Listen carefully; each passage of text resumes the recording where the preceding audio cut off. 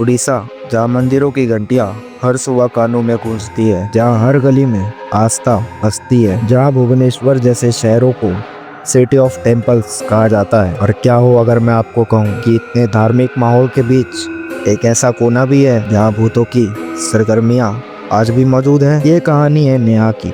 नेहा एक 24 साल की होशियार और होनहार लड़की थी, जिसे हाल ही में एक भुवनेश्वर की एक मल्टीनेशनल कंपनी में नौकरी मिली थी। नेहा का घर काफी दूर था, रोज सुबह जल्दी निकलना पड़ता, घंटों बस में बैठकर ऑफिस पहुंचती और बहुत थक जाती।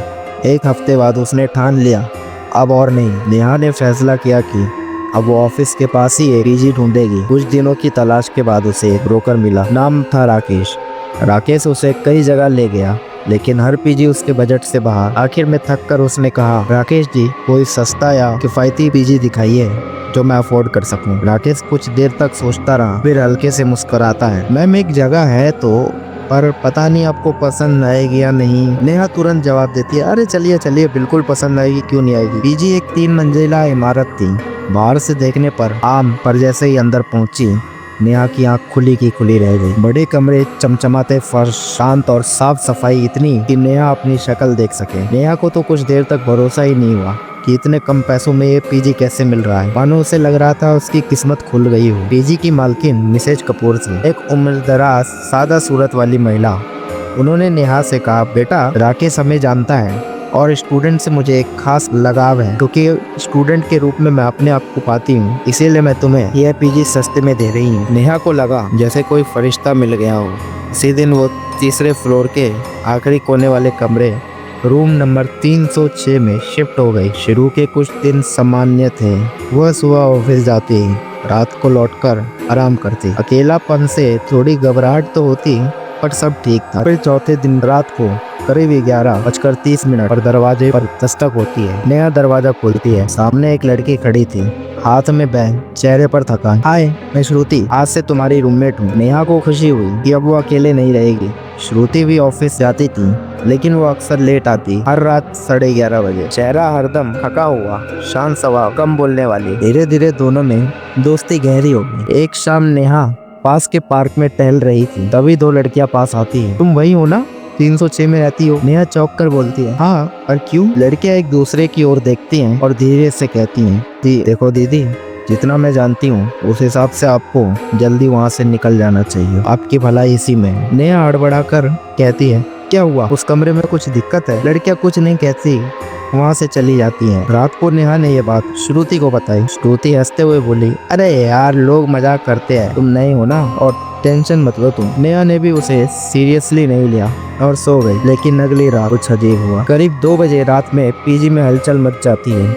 नेहा उठती है, बाहर जाकर देखती है रूम नंबर 203 के बाहर भीड़ लगी है। कोई लड़की चीख रही थी। नेहा दौड़कर जाती है और देखती है वही लड़की जिसने उसे वार्निंग दी थी। उसके हालात बहुत खराब थे। वो बस कांप रही थी और बार बार कह रही थी, वो यहाँ है, वो वापस आ चुकी है, अब वो किसी को नहीं छोड़ेगी। पीजी की बाकी लड़कियां डर के मारे रोने लगी। कोई हनुमान चालीसा पढ़ने लगा तो कोई भगवान को याद करने लगा। नेहा हैरान थी, कौन है वो और क्यों सब डर गए? अगली सुबह नेहा को सारी सच्चाई पता चली। पीजी में रहने वाली एक लड़की दीपा उसे बताती है, कुछ महीने पहले इसी कमरे में रूम नंबर 306 में एक लड़की रहती थी, नाम था श्रुति। वो भी ऑफिस में इंटर्नशिप कर रही थी, बहुत परेशान रहती थी, पढ़ाई का दबाव, नौकरी की चिंता। एक दिन उसके डेड बॉडी उसी कमरे में मिली, सुसाइड कर लिया था उसने। उसके बाद से हर रात 11:30 बजे वही आवाजें सुनाई देती हैं, गेट खुलने की, सीढ़ियों पर चढ़ने की, और फिर 306 का दरवाजा खुलना और बंद होने की। नेहा की सांस थम जाती है। तो तुमने क्या नाम बताया? श्रुति। नेहा सुन्न हो जाती है। वो तो उसी के साथ रह रही थी, उसी के साथ खा रही थी, उसी के साथ हंस रही थी, उसी के साथ समय व्यतीत कर रही थी। नेहा ने तुरंत मिसेज कपूर को सारी बात बताई।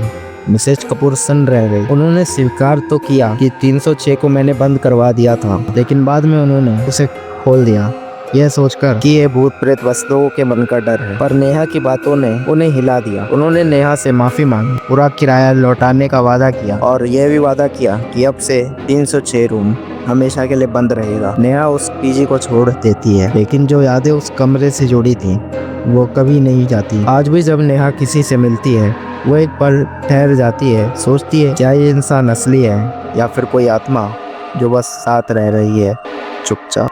दोस्तों एक सोचने वाली बात यह है, क्यों साधना ने नेहा का कुछ नहीं बिगाड़ा, फिर लोग उससे डरते क्यों थे? अपनी राय कमेंट में जरूर दीजिएगा। दोस्तों आपको यह कहानी कैसे लगी मुझे कमेंट्स में जरूर बताइए। धन्यवाद।